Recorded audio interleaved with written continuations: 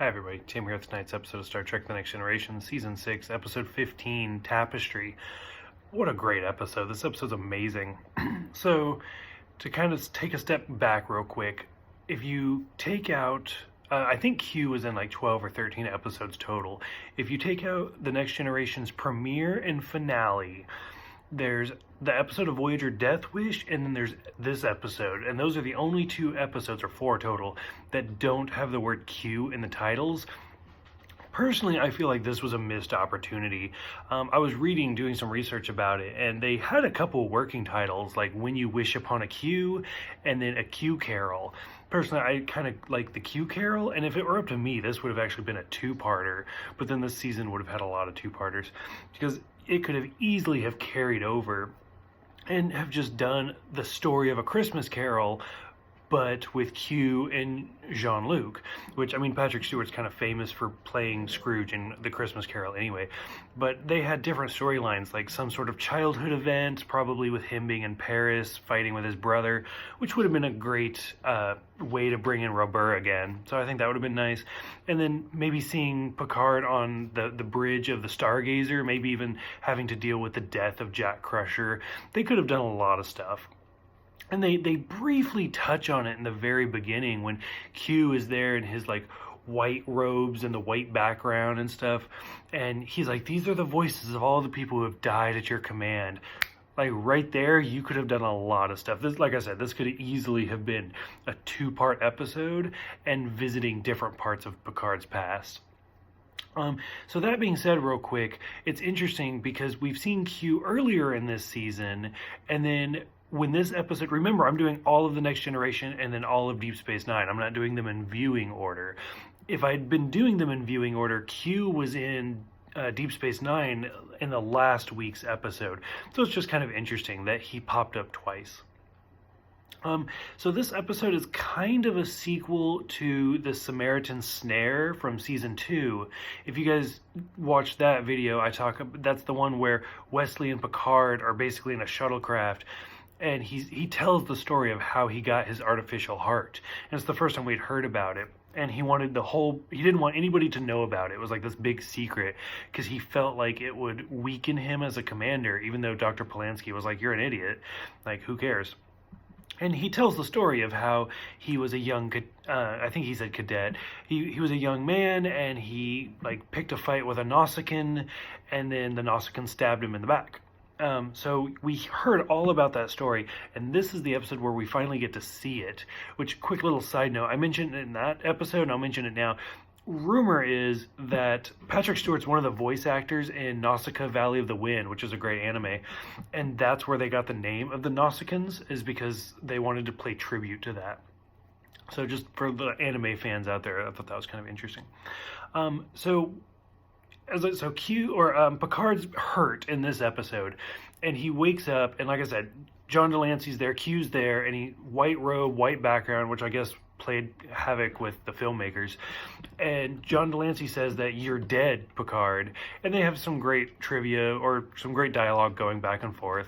And I love Picard's lines where he's like, the universe is not so badly designed that you're God. And it's fantastic. And so Q gives him the opportunity to replay the last 3 days before he gets stabbed, to just see what you would do different. And it's really interesting because you kind of see how Picard was a womanizer, and he has all these dates, and he has hair, which if you go to Star Trek Nemesis, and Tom Hardy, who plays the young Picard, didn't have hair. So a little continuity error there, but who cares? Hey, that kind of rhymed. Continuity there with the hair. It's free. So we see the young Picard, and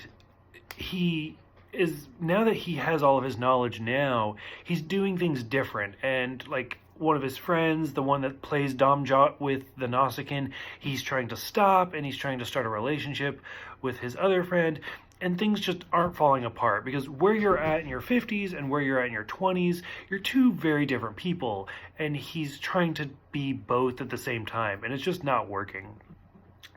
Throughout the episode, John Delancey is just amazing. Like the last episode where it was the dark episode where Amanda Rogers was a Q and didn't know it.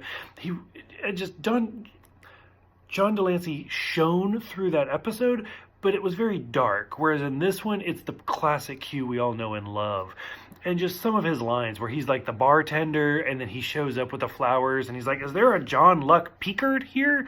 It's just great. It's classic John Delancey. I've always wondered how much of it is written for him and how much of it is just he's that great of an actor and just does it.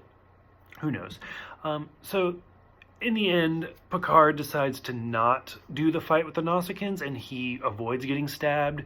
At that point, we flash to the forward and Picard is now a lieutenant science officer, and it's just weird seeing Patrick Stewart in the blue. That's kind of interesting, but it's weird. And to me, it's kind of weird because he's in his 50s, but he's like a lieutenant. Like, he's really low in the rankings. And I don't know, maybe it's just my work in retail, but I feel like with seniority and stuff, after a while he would be promoted up in the ranks, not even necessarily like to a high acting command position, but he would be higher than like a junior grade lieutenant. Like, he's basically one step above an ensign, and he's been in Starfleet for 30 years. So I don't know, it's just kind of weird to me. And from there, like, he just says, like, this is definitely not the life for me. I don't want to be this person. I'd rather I just died.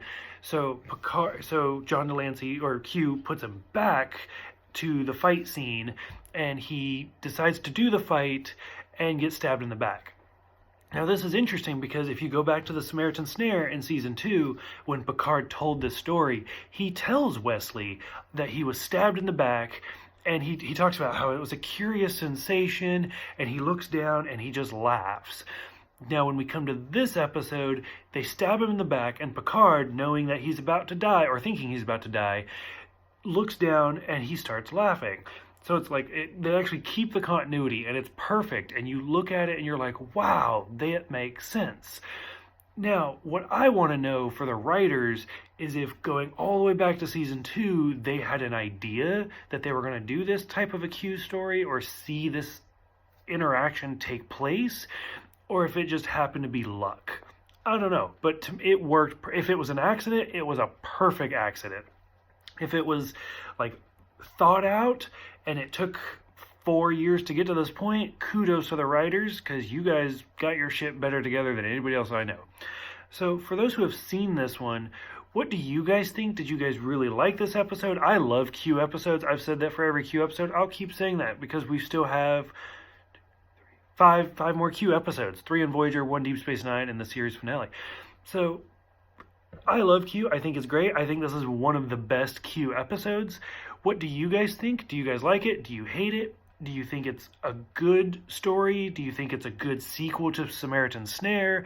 Go ahead, let me know in the comments below. I love having discussions with you guys. You guys are amazing. Thank you guys for the YouTube subscriptions. Thank you guys for the messages, for the followers. Thank you guys for everything. I will see you guys next time for the 2-part Deep Space Nine crossover, Birthright.